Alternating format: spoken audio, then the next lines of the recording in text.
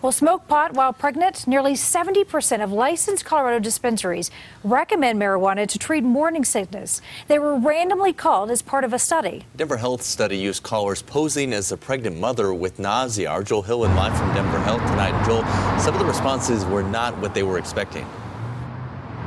Yeah, Dominic, not at all. Denver Health did the study because they were curious to hear what pregnant women were hearing as far as the safety of marijuana use during pregnancy, especially from dispensaries. Well, it turns out the women are getting a lot of answers, and some of that information may not be what your doctor would recommend. The Denver Health study used the mystery caller method to contact 400 registered Colorado dispensaries. The callers stated they were 8 weeks pregnant and feeling really nauseated and asked what they would recommend for morning sickness. We did not anticipate that 69% of the dispensaries we contacted would have a recommendation. We expected a much higher proportion of them to say that they couldn't make a recommendation or to encourage women to talk with their healthcare providers. Some of their responses were published as part of the study. When asked whether or not they should speak with their healthcare provider, one said they thought it would be a smart choice. Another dispensary suggested Google it first. Yet another warned that some doctors would just lie to you and try pushing pills on you.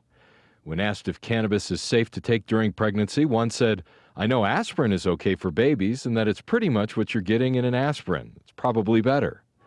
While the exact risks to the fetus of cannabis use during pregnancy are not known, Dr. Tori Metz suggests mothers should know the facts. We do know that THC crosses the placenta, and so if a mother is using marijuana during pregnancy, it does cross to the fetus. So it is definitely plausible that there would be effects on the fetus.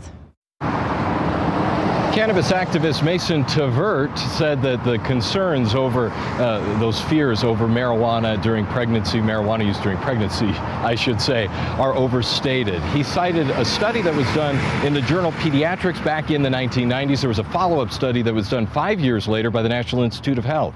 So we've linked those studies as well as the study done by Denver Health to our website, cbsdenver.com.